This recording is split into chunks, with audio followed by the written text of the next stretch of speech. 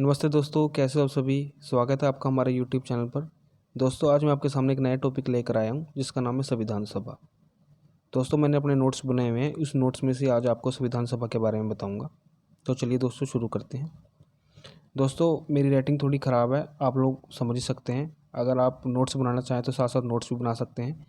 इसी वीडियोज़ के अंदर जो जो मैं बताऊँगा दोस्तों, इसी में से अक्सर एग्ज़ाम्स में क्वेश्चन पूछे जाते हैं। तो चलिए दोस्तों, शुरू करते हैं। दोस्तों, संविधान सभा में 389 सदस्य होते हैं। भारत में कैबिनेट मिशन आता है संविधान सभा बनाने के लिए। संविधान सभा में 292 प्लस 4 तो चुनकर आते हैं दोस्तों, और 93 देशी रियासतों के राजा या उनके आदमी आते हैं। वे खुद नहीं आते हैं, या खुद आते हैं राजा, या अपने आदमी को भेज देते हैं। तो 292 तो दोस्तों वो होते हैं जिसमें ब्रिटिश भारत का कब्जा होता है, जहाँ अंग्रेजी राज होता है। और जैसे दोस्तों आज 7 केंद्र शासित प्रदेश हैं, तो उस समय 4 हुआ करते थे। उनका नाम ABCD ये इनका फॉर्मूला है। और उनका नाम है दोस्तों अजमेर, बलूचिस्तान, कुर्ग और दिल्ली। दोस्तों, पहली बैठक इनकी 9 दिसंबर 1946 को होती है। पहली बैठक में 207 सदस्य आते हैं, जिसमें से 9 महिलाएं आई थी। टोटल दोस्तों संविधान सभा 389 में से 15 महिलाएं थी। मुस्लिम लीग के 273 सदस्य यहाँ नहीं आए थे।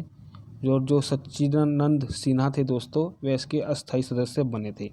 दूसरी बैठक दोस्तों 11 दिसंबर 1946 को होती है। इसमें डॉक्टर राजेंद्र प्रसाद संविधान सभा के स्थायी अध्यक्ष बन गए थे। दोस्तों, आप लोगों को याद रखना है कि 9 तारीख को डॉक्टर सच्चिदानंद सिन्हा थे, लेकिन 11 को डॉक्टर राजेंद्र प्रसाद बन गए थे।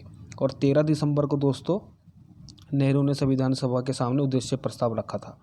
दोस्तों, ये उद्देश्य प्रस्ताव का मतलब यह था कि ये संविधान हमारा जो संविधान है वह कैसा होगा, इसके क्या क्या नियम होंगे, क्या क्या उद्देश्य होंगे। इसलिए दोस्तों जो हमारी संविधान की प्रस्तावना है, प्रियम्बल है, इसे हम उद्देश्य का भी कह देते हैं। इसलिए कह देते हैं कि ये उद्देश्य प्रस्ताव रखा गया था, परंतु दोस्तों पारित नहीं हुआ था। इसमें अम्बेडकर जी ने कहा था कि उद्देश्य प्रस्ताव तब तक पारित नहीं करना है जब तक मुस्लिम लीग और देशी रियासतों को पता ना चले कि वे संविधान सभा में आना चाहती है या नहीं।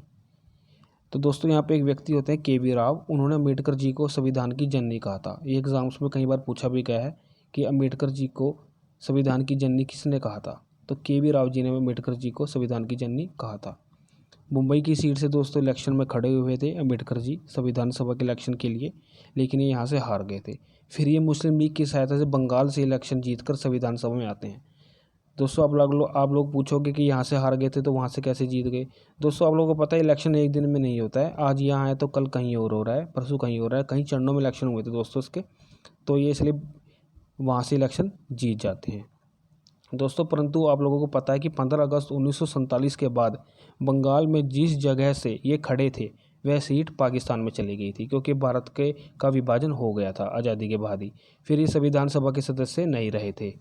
तो दोस्तों उस टाइम एक व्यक्ति थे BN राव। ये उस टाइम के दोस्तों IAS थे, संविधान के लिए काम कर रहे थे।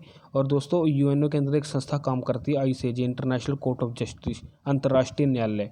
तो वहाँ दोस्तों अब आज भी 15 जज बैठते हैं। उस टाइम वहाँ 15 जजों में से एक थे। ये UNO के अंदर कार्य करने वाली संस्था है। तो BN राव ने राजेंद्र प्रसाद, जो कि स्थायी अध्यक्ष थे संविधान सभा के, उनसे कहा कि अम्बेडकर जी को संविधान का मेंबर बनाओ। यह इन्होंने इसलिए कहा था कि अम्बेडकर जी ने कई देशों के संविधान के बारे में पढ़ा हुआ था, तो इन्हें लगा कि अम्बेडकर जी संविधान सभा के लिए बहुत ही महत्वपूर्ण व्यक्ति हैं। तो राजेंद्र प्रसाद ने मुंबई में बाल गंगाधर खैर, दोस्तों याद रखना बाल गंगाधर खैर है, तिलक नहीं है, बाल गंगाधर खैर से बात करी। ये उस टाइम मुंबई के नेता थे। तो बाल गंगाधर जी ने BG खैर बोलते हैं शॉर्ट फॉर्म में। BG खैर ने जीते हुए आदमी जिनका नाम था MR जैकर, जो मुंबई से उस टाइम दोस्तों जीत गए थे और अम्बेडकर वहाँ से हार गए थे, उनसे इस्तीफ़ा लिया।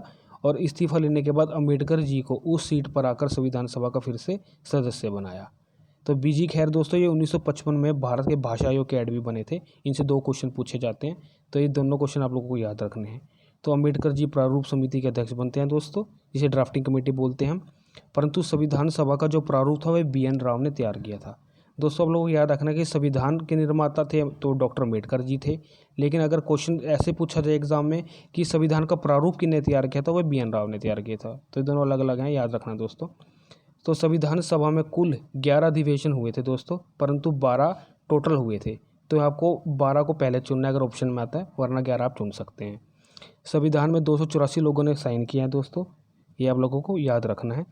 तब संविधान में 395 अनुच्छेद थे। आज तो दोस्तों 450 के करीब हो चुके हैं। तो संविधान को बनने में 2 साल 11 महीने 18 दिन लगे थे, तब जब संविधान बनकर तैयार हुआ था। तो एम.आर. जयकर 1932 में जब पूना पैक्ट हुआ था, यह यरवदा जेल में गांधी, अम्बेडकर और मदन मोहन मालवीय जी के साथ भी शामिल थे। इनका पूरा नाम दोस्तों मुकुंदराव जयकर था। यह दोस्तों इसलिए याद रखना है कि एक बार क्वेश्चन यूपीएससी में पूछा जा चुका है। तो दोस्तों ये थे आज की संविधान सभा का टॉपिक। उम्मीद करता हूँ लोगों को वीडियो अच्छी लगी होगी। दोस्तों वीडियो के साथ साथ आप अपने नोट्स भी बना सकते हैं। इसी वीडियो के जो मैंने इस वीडियो में बताया, इससे रिलेटेड क्वेश्चन पूछे जाते हैं। तो दोस्तों धन्यवाद।